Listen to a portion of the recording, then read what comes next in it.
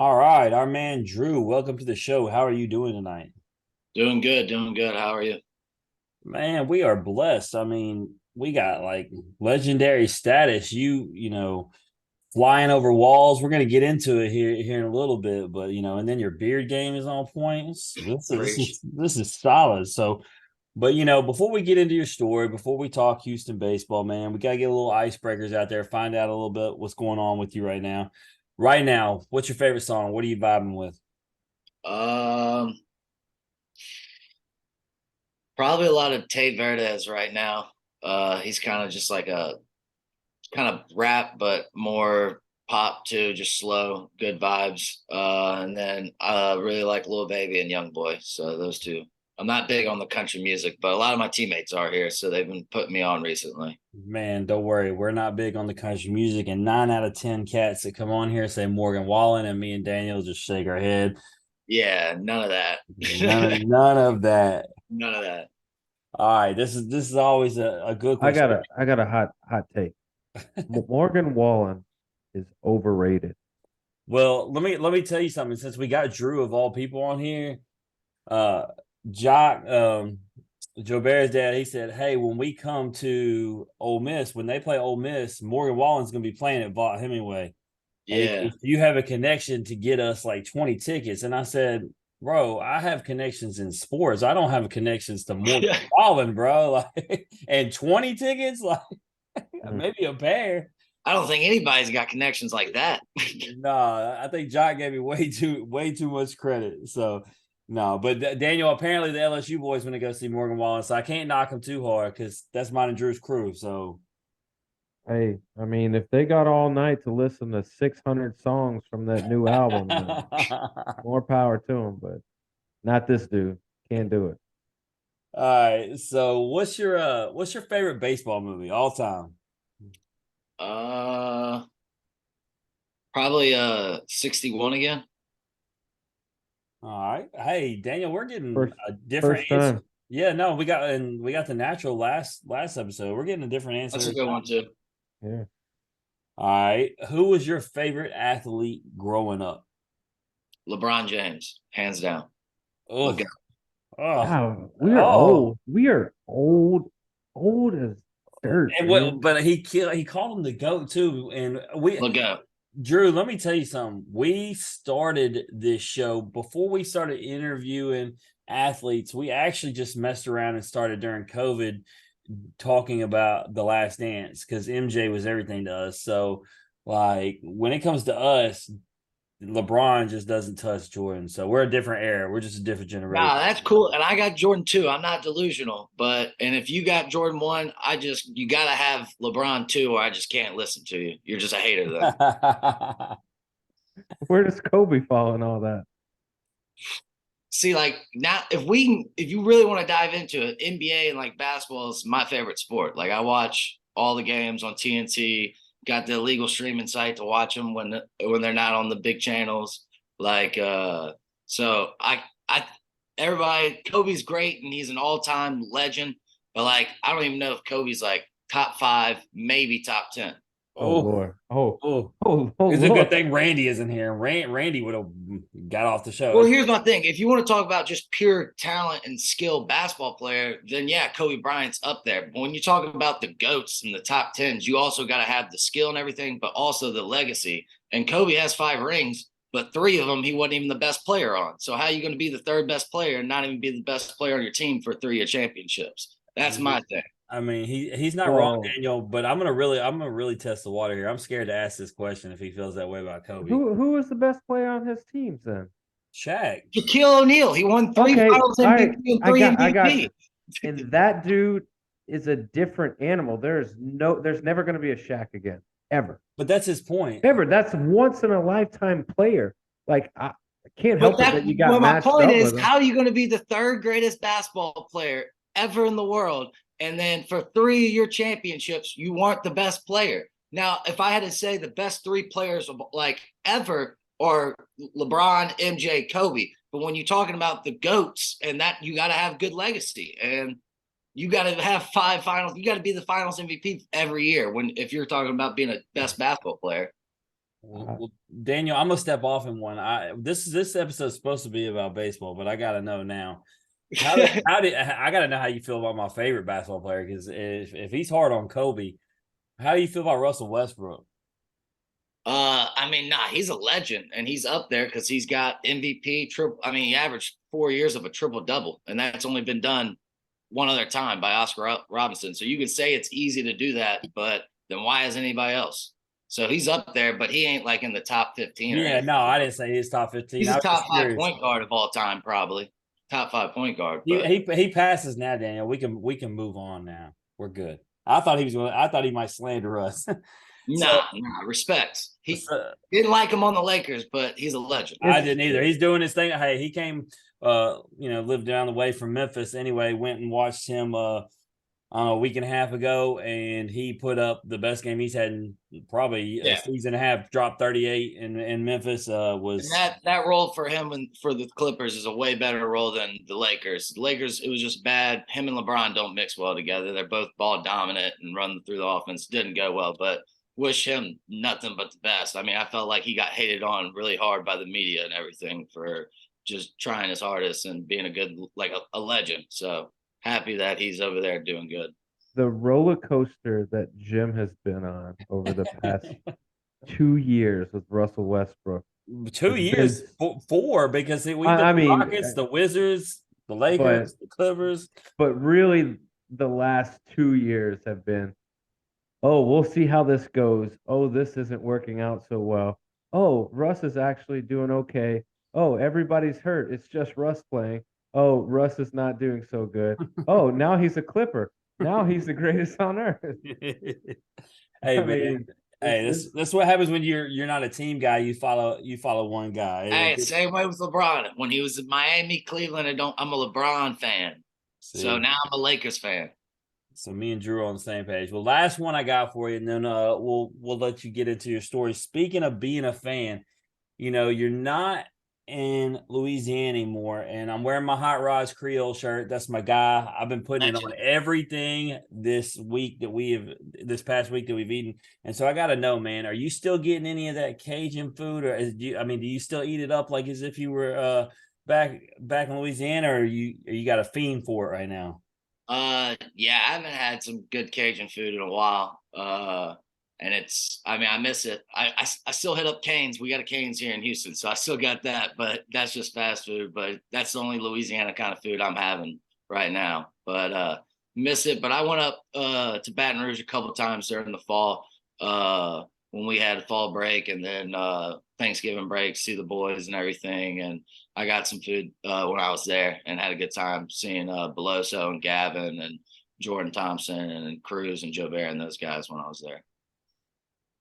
So, Drew, you talk about the food, man.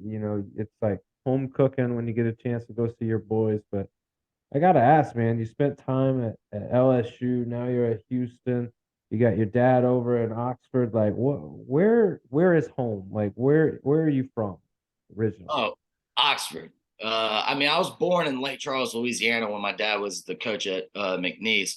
But like, I was born and lived there for 4 months, and then he got the Ole Miss job, and I've been there my whole life. So I'm from Oxford. I claim Oxford, Mississippi. All right. So we talked dad. We'll get into him a little bit, but obviously you got 4 other siblings, and you're the middle child. Do you feel like you're overlooked being the middle child? Do you feel like people just forget you're there? Nah, I wouldn't say that. I feel normal. I feel like there's just so many of us that everybody hell, even my mom calls us Ben, Michael, Drew. Everybody just think they were just known as, oh, you a Bianco kid, really. So, obviously, a lot of boys growing up. When I think of it, I think of like rough housing, like super uber competitive, maybe a little, bloody knuckles, a little fighting, a little pushing. Like, what was it like growing up? It was awesome. I think I had a great childhood. I wouldn't change it for the world. Having 4 brothers and then like a baby sister was awesome. So there's perfect. I just remember growing up, it was always 2v2. like me and Ben versus Michael and Sam, like in basketball, wiffle ball. And so it was a perfect number, 2v2. And we played everything, competing. And it kind of gets you tough and growing up because you're the second youngest guy out there. You're getting bullied by two of your older brothers. And it kind of makes you more competitive and grow up a little quicker than like when you're just lollyguying around at 8 years old. Like, I had that motivation at a young age just to catch my brothers and be the best. And I think growing up with brothers does that to a lot of people. Yeah, I mean, we talk to a lot of athletes, and it's kind of a similar story when you have older siblings or siblings that are close in age. There's a lot of competition, but there's also like a level to like I want to be better than them, so like I'm constantly Yeah, working and like 100%. practicing and like it's always in the back of your mind. But I gotta ask, man, obviously, your dad just comes off a national championship. He passes Skip Bertman for second in all-time wins in the SEC. Um, was there any pressure to play baseball growing up? To be honest, not really. I mean, I just remember growing up, we played everything like soccer, basketball, football, everything. And then we kind of got older. We had to like shrink it down to three, so we all kind of like dropped soccer, and then it was basketball, football, and baseball. I mean, I did all three in high school and loved every bit of it. I mean, to be honest, basketball was my favorite sport. I was just way better in baseball. So I had to go that route. But I think playing a bunch of sports is really important growing up. And then my brothers doing it too. I wanted to be exactly like them. So, and do everything they did, just be better. Like you said, that competitive thing. And I mean, one year I was, my little brother Sam was a freshman. I was a junior and Ben was a senior. So we were all on the baseball team together playing, starting. And so like, I want to have more stolen bases than Sam. I want to hit more homers than Ben. Like we're all competing, but also trying to win it. It was really fun. High school was a blast. So, what high school was that? Oxford High School. Oxford High School. You know, at Oxford, you talked about playing multiple sports. Would you say if I gave you a basketball or a soccer ball right now, do you think you could still go out there and do your thing? Soccer I haven't played since I was 5. I just played basketball and football and Oh, baseball in football. high school. I mean, I still hoop to this day. Like home and winter break, I'm playing basketball with my brothers. I'd go to the Ole Miss Turner Center and play. So yeah, I can pick up a basketball quick. Football, that contact, I haven't got hit in a while, so I don't know how that would feel. I'm surprised. Well, when I read that you were a running back, man, being your build, being your race, even I thought maybe you'd say Jacob Hester was your guy. Nah. I love football, but I was always basketball growing up. I mean, funny thing too, high school football, DK Metcalf was my teammate there. And then also basketball, Jarkel Joyner, who played at Ole Miss and everything, was there. So our high school was pretty good. And then in baseball, Thomas Dillard, Gray Kessinger, and Houston Roth all played at my high school, and we won a couple state championships when they were there. So high school was awesome and blast and really good competition in Mississippi. A lot of people sleep on the state, but a lot of good players come out of there. Yeah, I mean, you mentioned guys like DK Metcalf that people start perking up. I mean, Yeah, AJ Brown. yeah, I've heard they're pretty good. Yeah, they're pretty good. They're doing all right, and They're doing their all right. wallets are Yeah. doing pretty well right now. Yep, yep. So I gotta ask, and I need you to reflect a little bit. Who is the best athlete of your siblings? Not player, but like athlete. Like if you put them in any environment, like they're probably gonna do well. I And would you're say allowed to say yourself, just to be clear. either me or Sam. Sam may be a little bit more. It kind of depends. If you're going more like strength and everything, on the strength side, probably me. But I mean, I can also run pretty good. But then Sam can just fly, and also pretty strong, cut up for a small dude too. So either me or him. But my sister's probably she's up there too. I don't know. It's between us three. My sister's pretty good, and she's really tough for a girl and everything, and really super competitive, and played volleyball and tennis in high school. So Well, she's with up there four too. brothers, she better be tough. Yeah, I Yeah, mean, she grew up quick. I wouldn't expect anything less. I mean, you guys, if she wasn't tough, then I'd be pointing the finger at you guys. Yeah, I no, get it. she's the goat for sure. I mean, having to grow up the youngest out of four boys, kind of get forgotten a little bit. Going to a bunch of travel ball games, growing up and everything, you're kind of taking a back seat. She's a legend though. So let's get into this, man. In high school, you were a four-time All-State selection at Oxford High. You led your team to two state championships. You were voted the 2018 Player of the Year in Class 5A. You batted 409 in 2018 with 6 homers, 24 RBIs, 31 runs scored, and a 554 on base percentage. You posted a 4-year career batting average of 352 in 138 games, 33 doubles, 3 triples, 20 homers, 147 runs, and 100 RBIs. You also got it done in the classroom as well. You graduated with honors, and you had time to play football and basketball at Oxford High as well, man.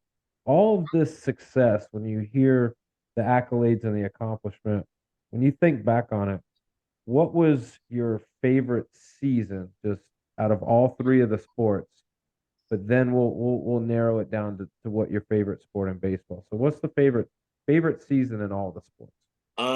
Without a doubt, my junior year, so 2017, it was my first year playing basketball back because I got injured in football and I didn't want to just play baseball. So I picked back up basketball and started playing, and we made it to the Final Four in the state championship. Jarkel Joyner was on our team. He was like third in the nation scoring with like 36, and just playing that and having fun. And then right after that, well, actually, we were playing in the Final Four, and I actually had to play a baseball game right after that game.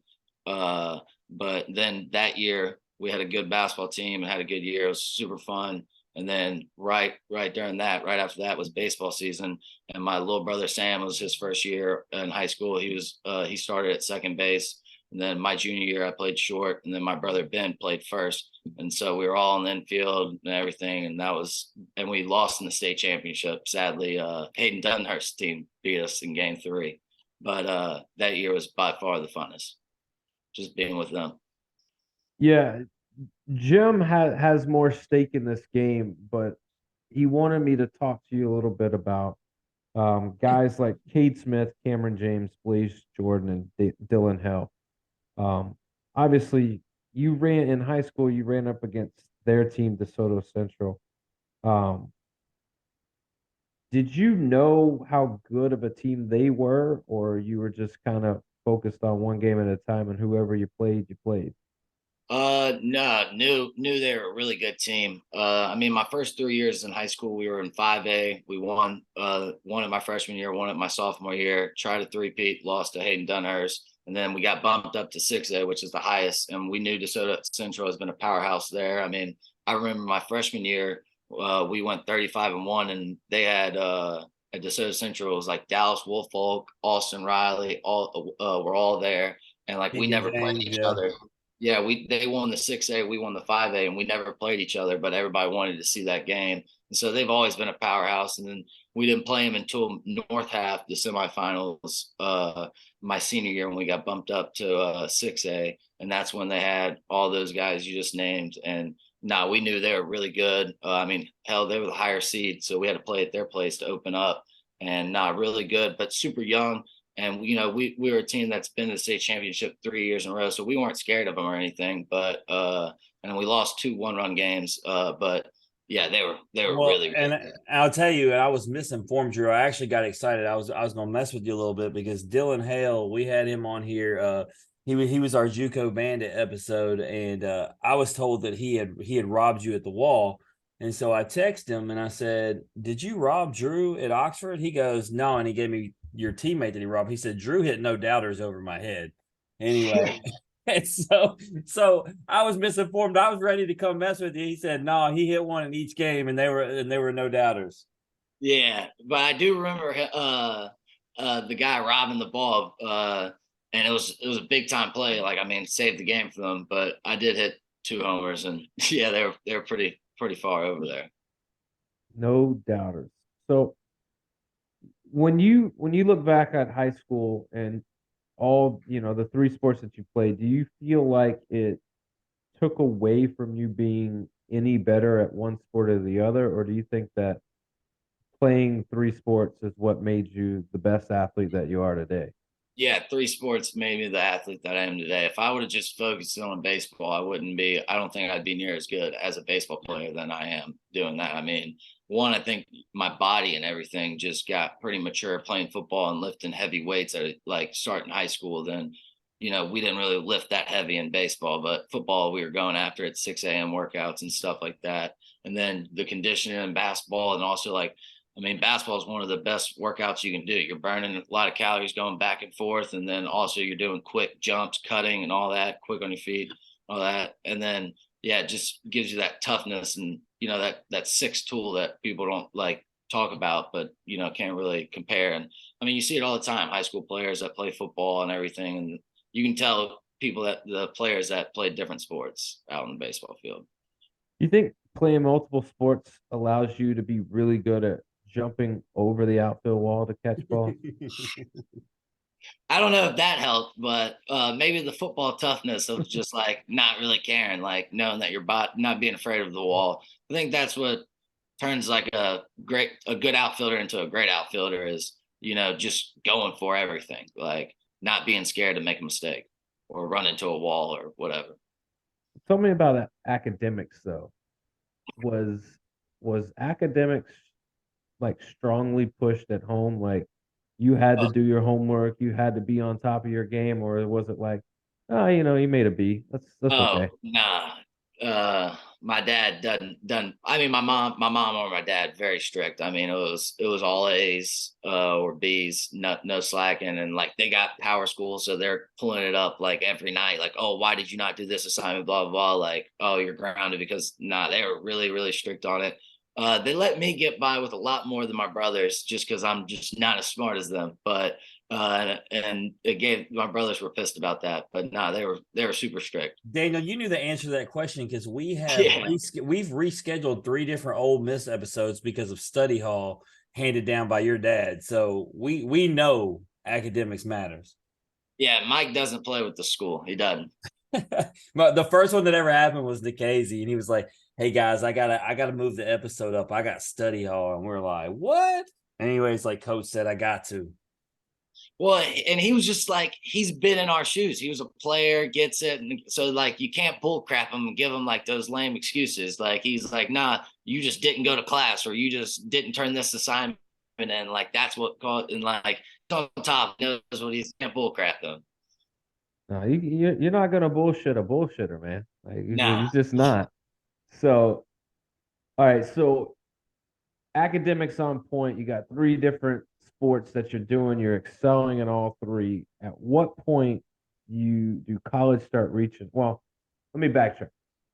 Is there a time in high school where you go, all right, I've got to decide on baseball or basketball or what I'm going to pursue at the next level? Or did you know immediately, I'm not going to play football or basketball. I'm going to stick solely on baseball.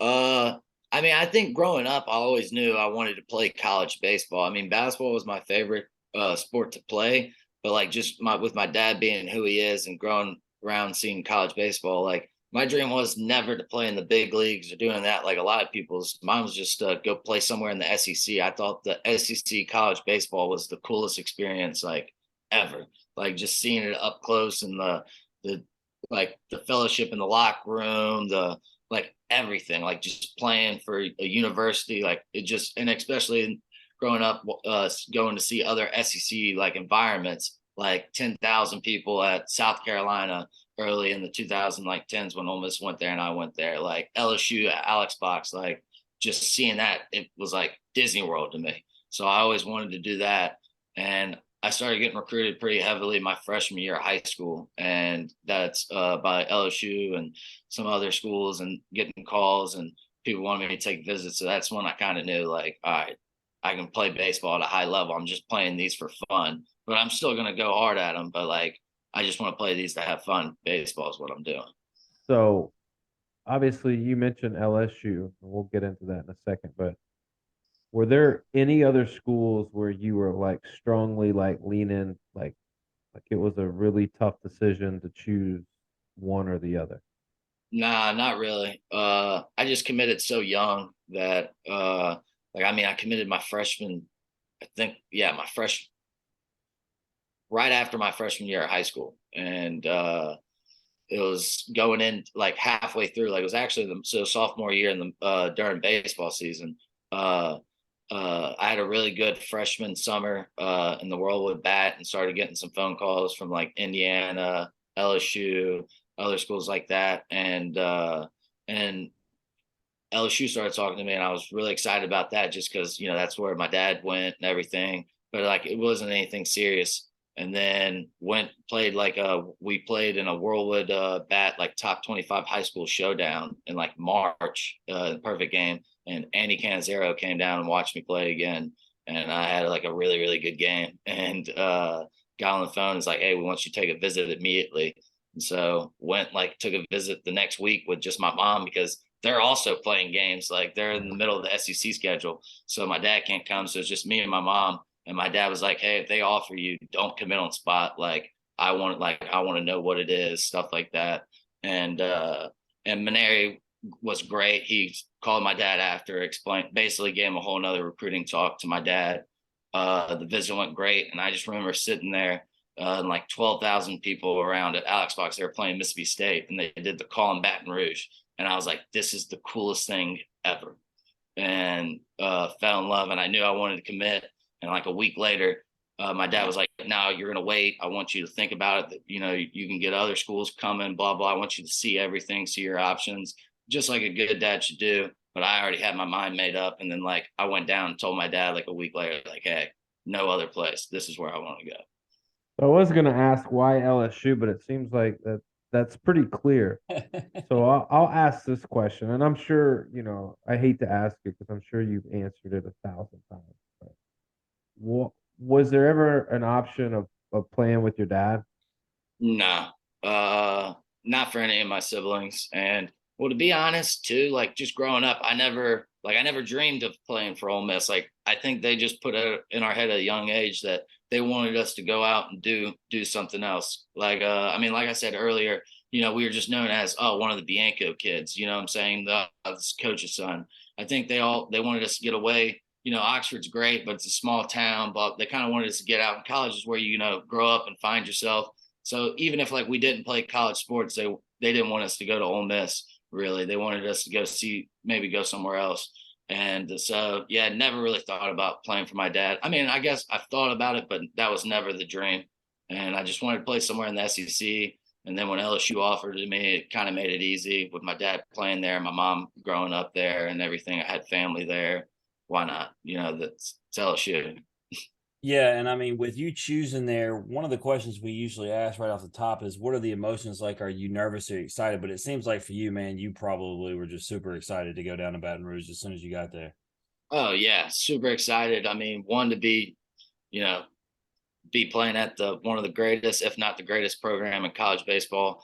And then where my dad played, wearing his number there, the same number. And then, you know, just create my own name, you know, meet new people and be known as Drew Bianco, not, oh, that's Coach Bianco's kid. It was kind of like restarting basically. Nobody knows who you are. And you can, not that I created a new identity, but like, no, you're not, I'm not seeing the same 20,000 people in Oxford, Mississippi. It's a lot bigger, and it was awesome. Well, I'll tell you why I feel like you made the right decision without knowing what would have happened. Daniel, if you remember when Brooks Lee came on here, he decided to play for his dad at Cal Poly, right? And he talked about how everyone kind of didn't look to him the way they should have. Brooks Lee what was he drafted? 8th overall? Yeah. I mean, obviously a ridiculous player, but maybe didn't really get the respect he deserved Yeah. because he was dad's kid, right? Like, and It's people just hard. I mean, that's the biggest reason. It's not the pressure or anything like that, not playing for dad. It's just, I mean, hell, the best thing about college baseball is the fellowship and the teammates and the brotherhood that you make, whatever, that you're a family throughout each season. And being the coach's kid, I mean, it's as soon as you walk in the locker room, it's like, oh, quiet down, coach's kid, like stuff. You don't get, even though you can still work out and you can make friends. It's just different. Everybody knows people complain about the coach all the time. Like you Right. love them, but everybody's complaining about every coach in America, and you just can't do that when you're the coach's kid. And I didn't want that. I wanted something else. I mean, it can work out. You But can usually it has to be like you have to be the All-American. you And can you can complain about your dad or you can complain about your coach. You just can't complain about both, right? yeah, So, freshman season, man, you played in 39 games, but you were the definition of a team guy, definition of a utility guy, man. DH, first, second, third base, didn't matter. You played them all, man. Talk to me about that first season, just getting to play anywhere and everywhere and just being that ultimate team guy right out the gate as a freshman. I mean, yeah, I think growing up with my dad and everything, it's all about winning. Like, I mean, I didn't really care about stats or anything like that growing up in anything. Like, I just wanted to win football, basketball, baseball. And so when you get to LSU, I mean, they all want to win and you want to win. That's what it's all about. And I had a really good hitting fall. And but there was our team was preseason ranked #1, so they were just trying to try me out a bunch of positions, and I was pretty good at all of them, so that helped me there, and hell, it helped me get in the lineup a lot more, being able to play a lot of positions. Like there's only one third baseman, there's only one shortstop, but if you can play anywhere, it's helps you out, helps your chances. Yeah, no, absolutely. It's good to have that arsenal. So, what did you learn most? That's always the question that we ask most because that freshman year you take in so much, man. What was the one thing that you learned the most in that first year? I think just handling the pressure and the nerves and everything. I think I was pretty good at it, just with growing up and seeing it every Friday, Saturday, Sunday, the packed stadiums or whatever. But it's a lot different when you're stepping in front of the box and in the box and there's a man on second and you got to get the hit or whatever. Uh, but and then just learning from a bunch of older guys like Antoine Duplantis, who's the all-time hit leader now at LSU and second in the SEC history. Like Josh Smith, who's in the big leagues, like those were all upperclassmen when I was there, and just learning, what they do, how they carry themselves, and their attitudes, and less like swing mechanics and stuff like that, but just how they carry themselves, when they're doing bad or when they're going good, and being great leaders, like unbelievable leaders too. Yeah, I was trying not to fanboy on Antoine. He was tailgating with us during the Tennessee series, and somebody went to introduce me, and I was like, I know who that is. Like, what are we doing here? The man, man. so Yeah, I and it so makes I it easy was to win for those guys when like you're talking about just ultimate team guy. Like those are your two leaders or whatever. Zach Watson, Zach Hess. Like you want to die for those guys. The least you can do is go play hard at a baseball game. absolutely. So we're just gonna gloss right over sophomore year. COVID sucks. We know it. Season's taken away, so we're gonna go right into the next year. Played in 50 games, batted 246, three doubles, 7 home runs, 21 RBIs, 24 runs, 7 stolen bases. Started 17 games at second base, 8 in center field, 7 at shortstop. So once again, showing your versatility, man, playing everywhere. But I gotta ask, with that, you're getting some action in the outfield. Then at this point, we obviously know where you play now. What do you like playing the best, though, Drew? Because since you can play anywhere, clearly, what is your actual favorite position to play? Center field by far. Uh, I just like the outfield. It's way easier. And like it's just growing up at I'd go to and shag during Ole Miss BP, and that's what I feel like I'm doing in center field. Like just running after everything, and especially in center, like you're in charge, so you can call everybody off. You can just go for everything. So definitely center. But I miss the infield a little bit, but outfield's way easier. The guys from the other LSU podcast told me to ask you, can you pitch? Because that's the only thing you got left to do, brother. I can definitely pitch. I pitched in high school, and I mean, I even pitched in a couple college summer leagues or whatever a little bit. I can definitely go up there and throw strikes to one batter just to say I did it for sure. There we go. Got to get it done, Houston. Let's make a move here. Hopefully, we're up in a big midweek game or something. So my favorite moment that season, man, actually occurred. I was with Daniel in Tampa. We were watching you together at a bar. You hit a 2-run home run in the 6th inning of the regional over on against Oregon, and y'all won 6-5. You took the lead. Talk about what it was like that moment. Talk about being on the road in a regional, going into their house and beating them. I think Yeah, me personally, just starting to play good at the end of the season and being in the lineup every day, and then finally just having success. And then our team kind of started clicking at the end of the year at LSU, and we got hot. And Mikhail Hillard stepped up. Landon Marceau was a dog that whole year. Uh, Barely squeezed into a regional, and it's Coach Maneri's last year. We want to go out on top for him. And it was that to me was probably one of my funnest years of baseball. Just the group of guys and the fellowship we had that year. I mean, I'm playing with Zach Arnold now at Houston, and he was at second base that year for us. Cade Doty, Dylan Cruz, Trey Morgan were young, but they were awesome. And yeah, hitting that homer was probably the biggest hit in my career, no doubt. And it was awesome just to put us ahead.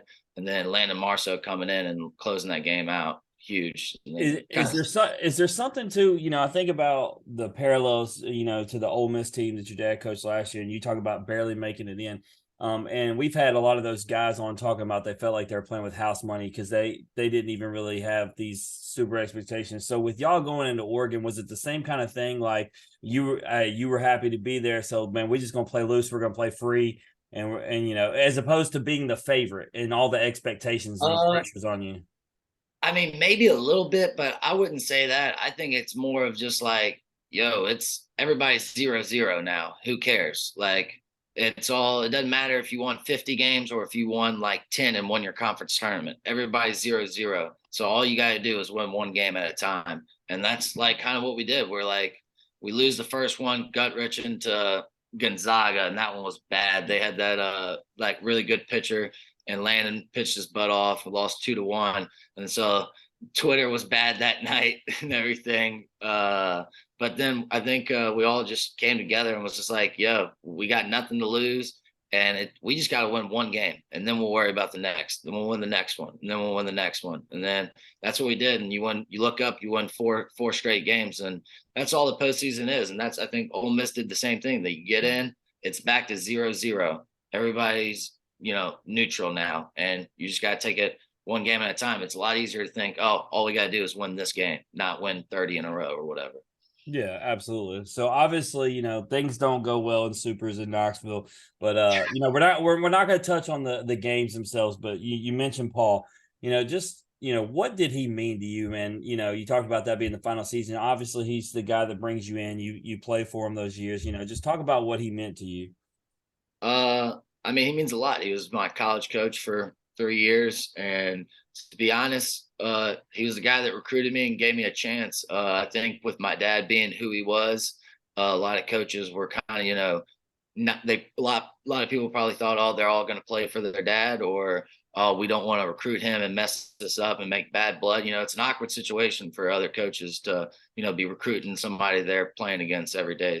And he didn't care and just recruited me like a normal high school player, and he wanted me, and that's all he had to do, and committed to him on spot. And I mean, he's a legend. I mean, he's up there in all the stats and everything, and learned a lot from him. And I mean, couldn't be a better coach in my opinion.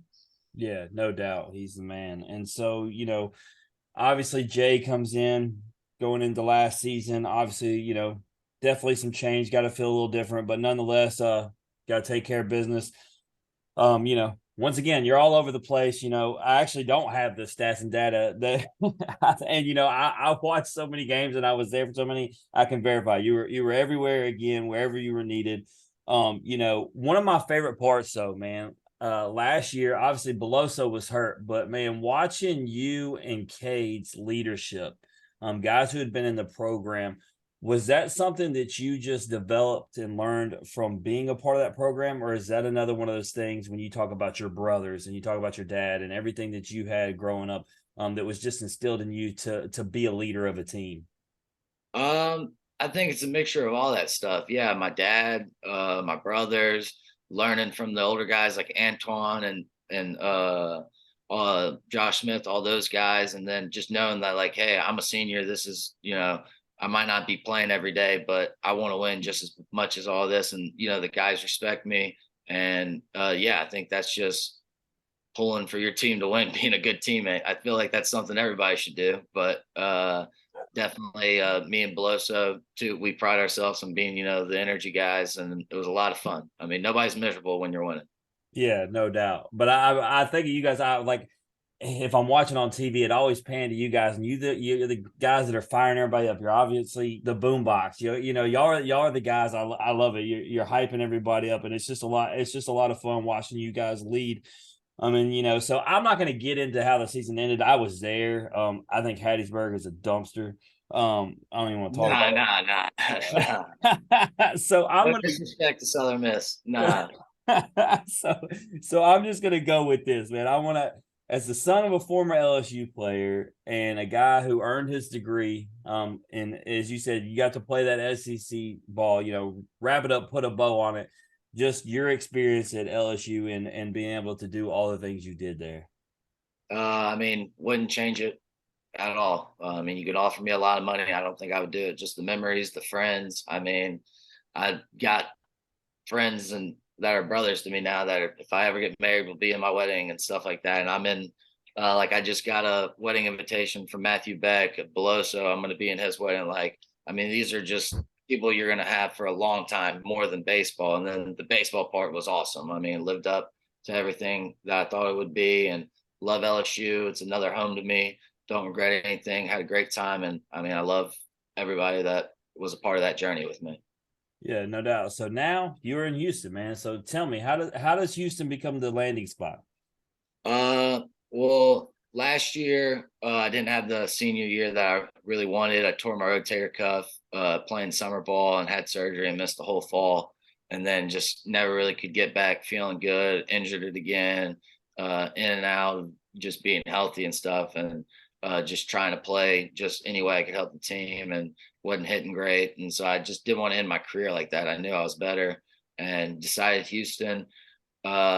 I didn't really know where I wanted to go when I entered the portal, but I knew I wanted to go somewhere where I could play a lot, and and maybe to be honest, I was thinking Ole Miss, and just Houston called me, and Coach Bunn, who used to be a pitching coach at my with my dad, is pitching coach here, so I knew him, was familiar. And then Zach Arnold was calling me a lot and telling me to come join. He'll love it. And now we're roommates, and glad I made this decision. The Ole Miss one seemed fun, but at the end of the day, I just didn't want to play for my dad. I mean, I love him, but just didn't want to do that whole daddy ball thing. And I like it here in Houston.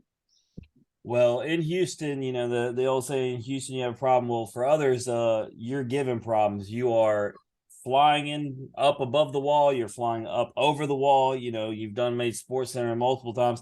I got to ask you right off the top, what is greater, robbing a home run, going up the way you did and leaping up and snatching one, or just straight up flying over it?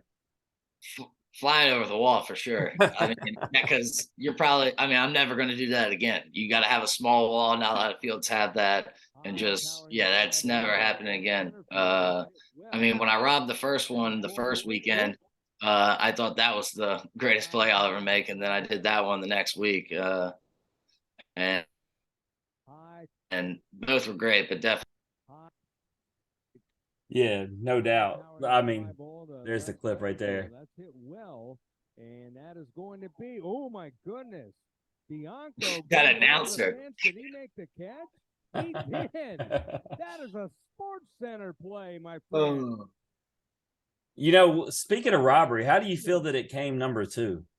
Drew Bianco. I was a little salty, but it was the women's basketball Iowa girl made a buzzer beater 3, and she had like a 40-point triple double. So I was like, I respect it. Well, here's the thing: I don't follow too many people within the women's basketball world, but I do follow a ton of baseball, and they were all livid that you weren't number 1, LSU or not. So, well, it was weird because it was number 2 that night, and then the next morning they just switched us, and I was number 1 in the morning, and then the Iowa girl was number 2. So I guess they were just showing love to both, but had time to rethink it. I mean, dudes don't just fly over the wall like that every day. I didn't care. I was just I didn't care what number it was. Just to be on there was pretty dope.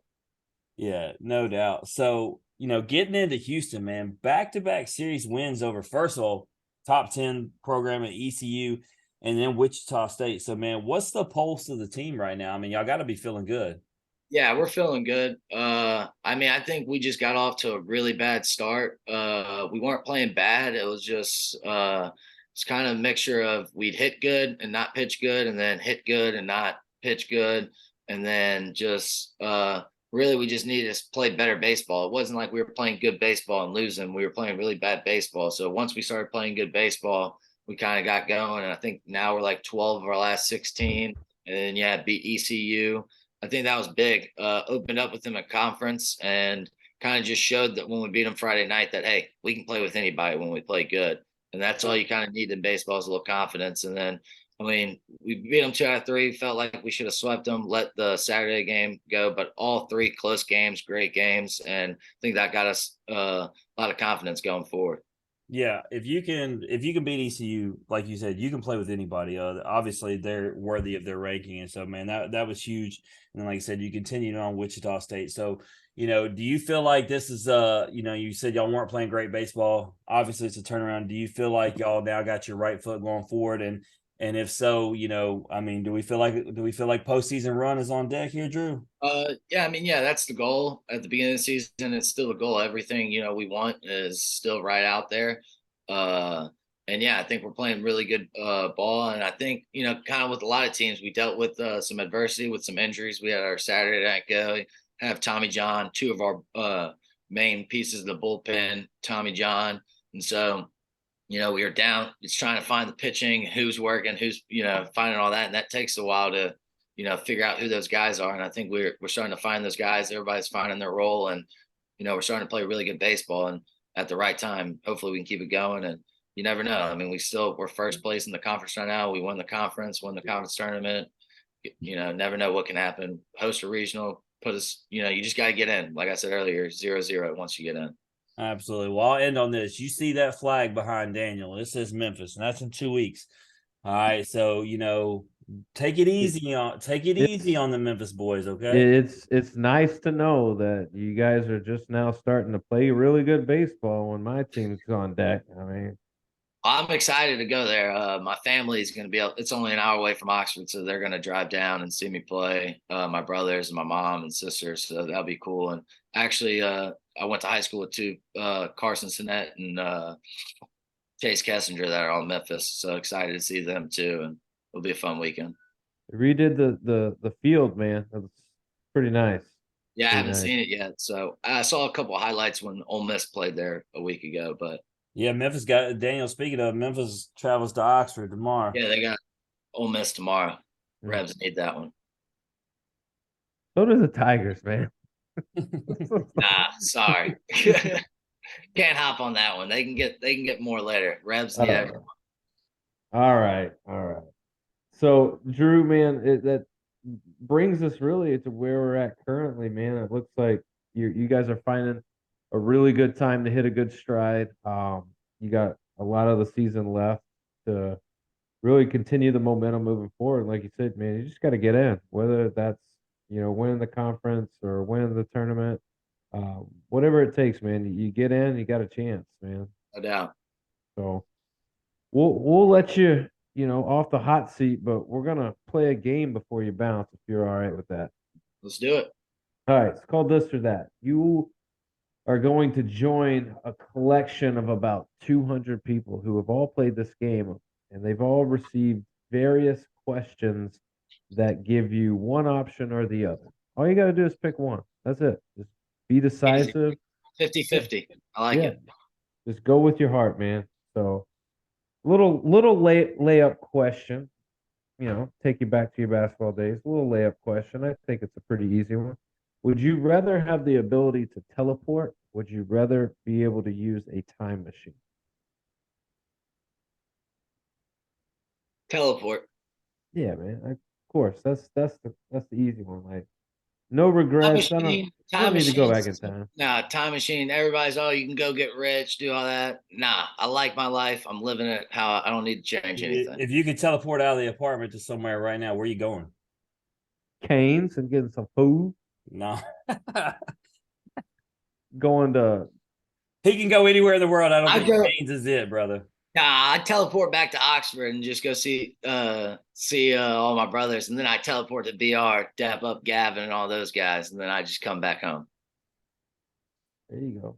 You need to go on over to Bed Bath and Beyond and get you some pictures and some Nah. Bed frame. And what I like is that he said, Gavin, Daniel, Drew understands it. You know, everybody talks about Dylan, rightfully so. Talk about Skiing, rightfully so. Tommy White, all the posters on the wall.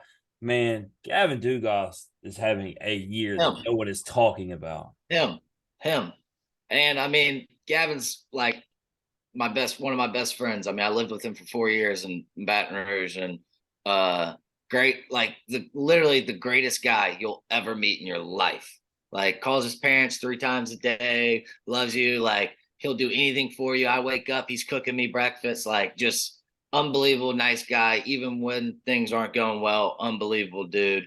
And it's happy to cheer for that guy, and so happy he's having the season that he's having. I mean, he deserves it. And I mean, that's how good he is. And like you said, he gets slept on a lot. And that guy hit 19 homers and like had 70 RBIs our junior year, and just coming off injuries the next year, people slept on him, and now they're seeing what he can. I mean, really back to back weekends. I mean, he had the grand slam that tied it up against South Carolina, and he had the grand slam that put him ahead against Tennessee. I mean, he's just doing it on a week.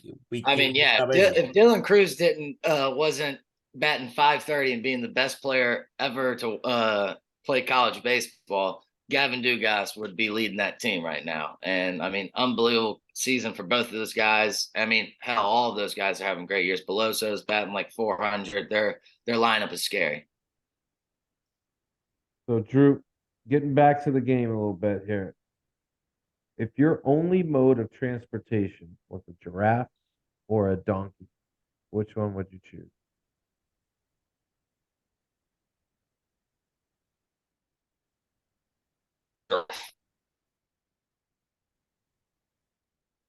He said giraffe. It cut out. Definitely a giraffe.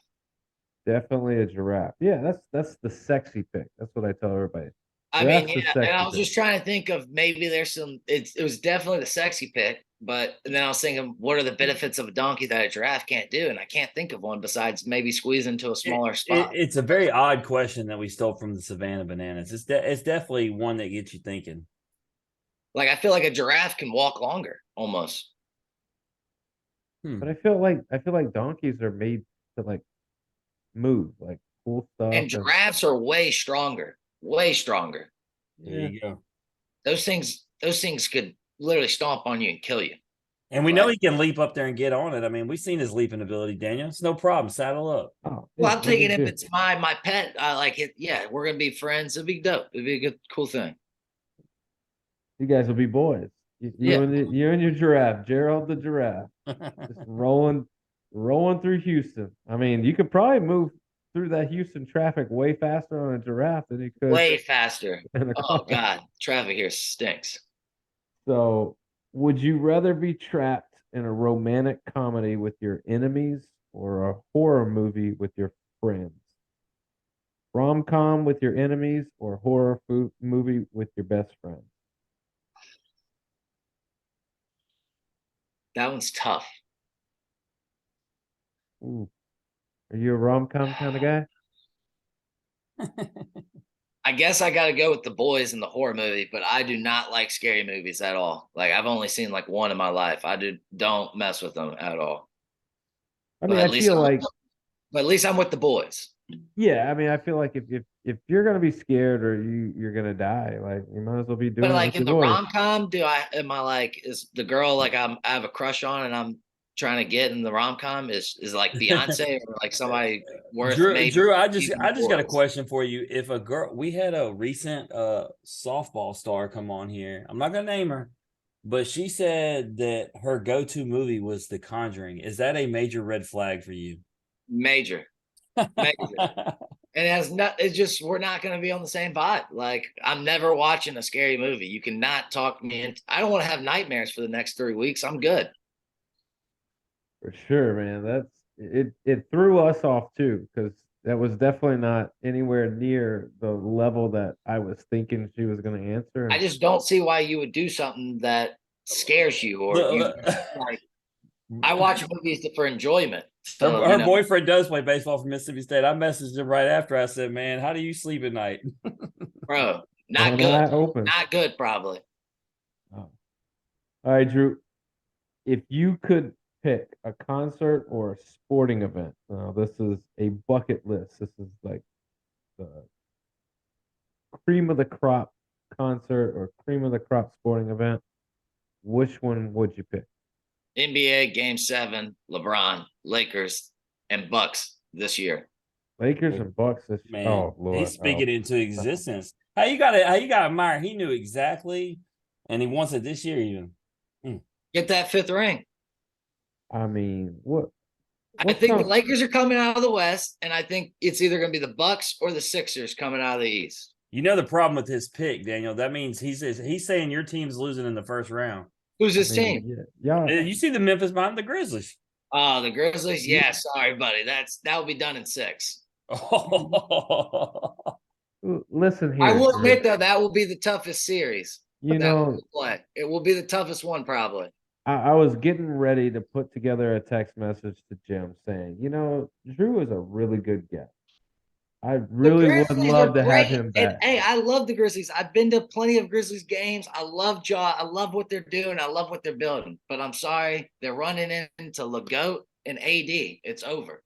I mean, y'all better worry about the Timberwolves. Who you better worry about? They don't. No Gobert, and then McDaniels just broke his hand. Gobert is terrible.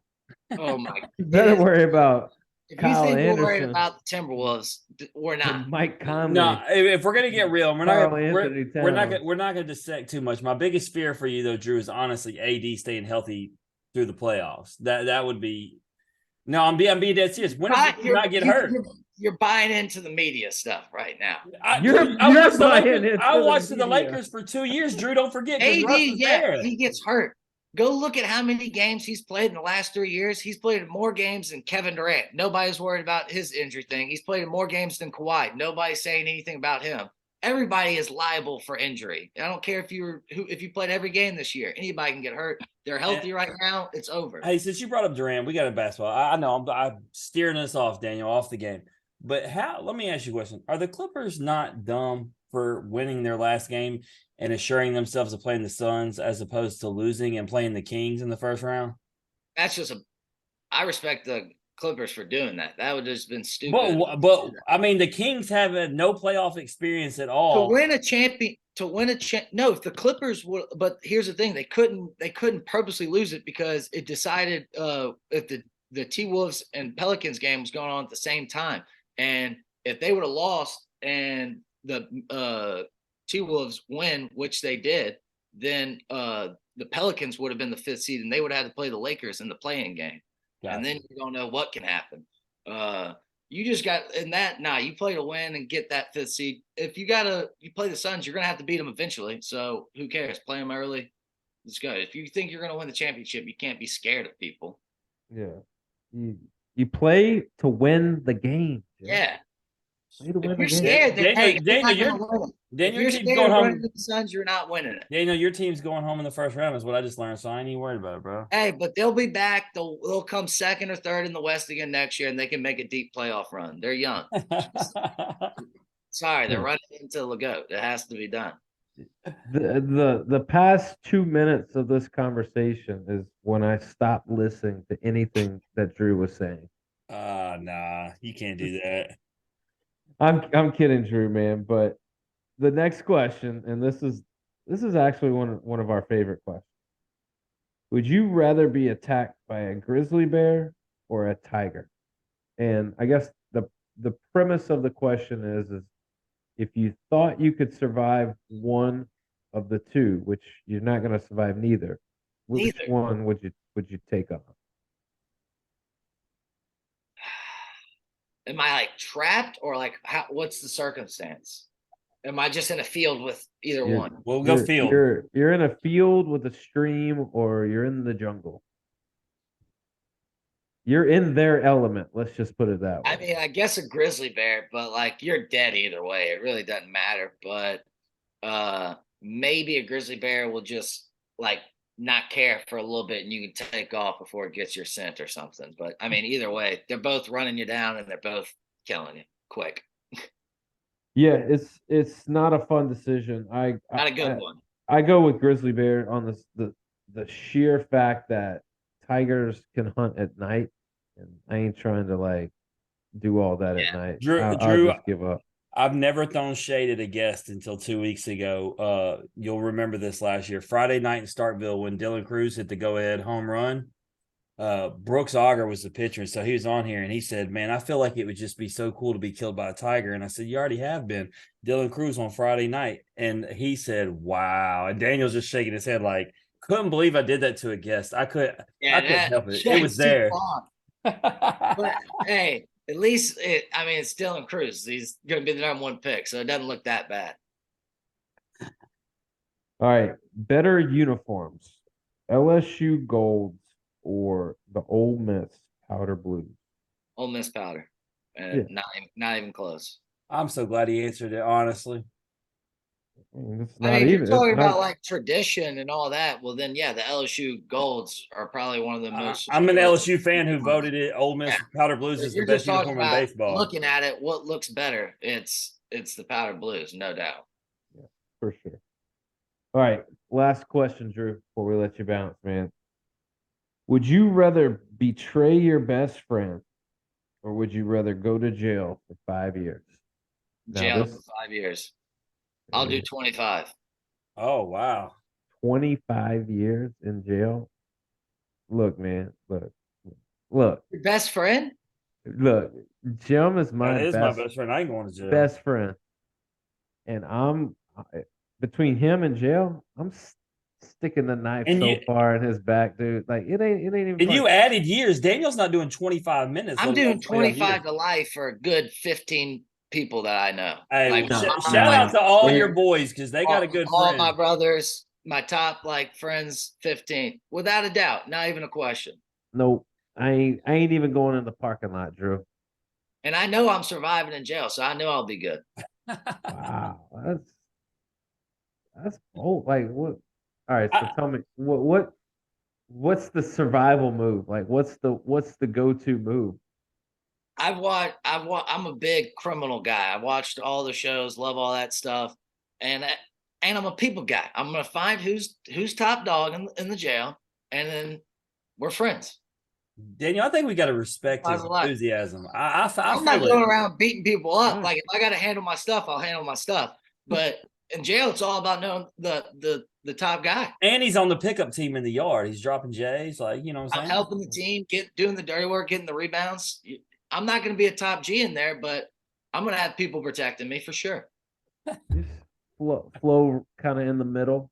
I'm savvy. I'm good with it. I like it. Hey, he's probably the first one that's not scared at all. I gotta roll with it. I mean, I respect it. I mean, Well, it's less. No, I'm definitely a little scared, but I got to do it for those. You're telling me my mom or 25 to life? 25 to life. My mom's not going to prison. My best friend's not going to prison. you know what I'd say to my mom? Bye. Bye. Oh man, I joke, but I think a lot of me is serious when I answer it that way. Hey, and I don't see a problem with that. I respect it. Oh man, If it was your mother, then I don't respect it. But maybe your best friend. there you go, man. All right. Anything you want to plug or promote before you get out of here, Drew? No, I'm good. I'll help you out. Oops. If y'all want to know what Drew's doing on a Monday, he might be recording a podcast. On Tuesday, he might be watching the Lakers get smoked by the Timberwolves. Wake I mean, up. who knows? Hopefully on Tuesday night he's got Sam Houston. You know, if you want to check that By out. Tuesday night, you'll be shaking, thinking like, "Damn, how are we going to stop LeBron and AD and Russell?" Oof. You're right. I am thinking about that. You're telling me the T-Wolves are winning this game, but deep down, you know you're playing the Lakers. Don't even lie. Oh, I want it to be the Lakers. Well, that's good. At least, hey, don't be scared. But I think the T-Wolves matchup with the Grizzlies is far better for the T-Wolves than the Lakers. Drew, let me tell you one last thing. And I know I keep changing it, but the reason why it's a bad thing for Memphis if the Lakers come is when the Lakers come to town in general, they tend to go half and half with the Memphis crowd. There is a ton of Lakers fans here in Memphis. And so it's bad for Memphis's playoff atmosphere if the Lakers come because you're going to have Lakers fans infiltrating everywhere.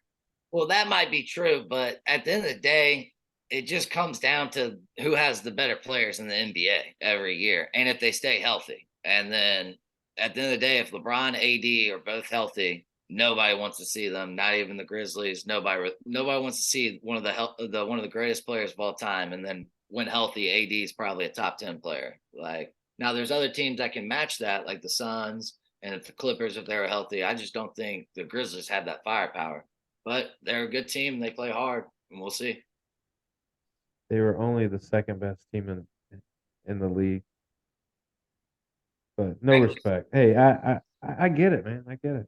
They don't You, hand you out just regular season trophies. They and don't. until you're right, until they prove themselves, I get it. Why I love Ja, but like, answer me this: if your life depended on it, who would you trust more in the playoff series, John Morant or LeBron James, both healthy? Jaren Jackson Jr. Yeah, my dog, Dylan Brooks. Dylan Brooks, Dylan the villain. All right. If y'all want to see what Drew's up to, head over to Instagram at Drew Bianco 5, or if you want to see what the Houston Cougars are up to on the diamond at Cougar BB. You can check them out in action Tuesday night, 6:30 on ESPN Plus. They're taking on Sam Houston. Then they got a big 3-game set this weekend. They will be at home Friday night at 6:30. Saturday at 6:30, Sunday at 1. The USF Bulls are coming to town. Drew, I appreciate the time, man. If there's anything we can do for you along the way, man, reach out to us, brother. Will do. Appreciate y'all having me on. This was blessed. Absolutely. That's Drew Bianco, everybody. If you like hearing Drew's story or you just like hearing us average Joes talk X's and O's, please like and share the podcast on Facebook, retweet us on Twitter. Listen and subscribe on Apple Podcasts, Spotify, and Anchor. As always, comments, ratings, thumbs up, hearts, hugs, loves, all that stuff. We'll take it all. And we'll see everybody Wednesday night. We got episode 26 coming at you. And we got Trey Richardson from TCU. He's going to break down the TCU baseball season and give us an update on where they stand currently. This has been the In Off the Bench podcast. As always, remember, strong body, sharp minds, grit and grind all the time. We're out.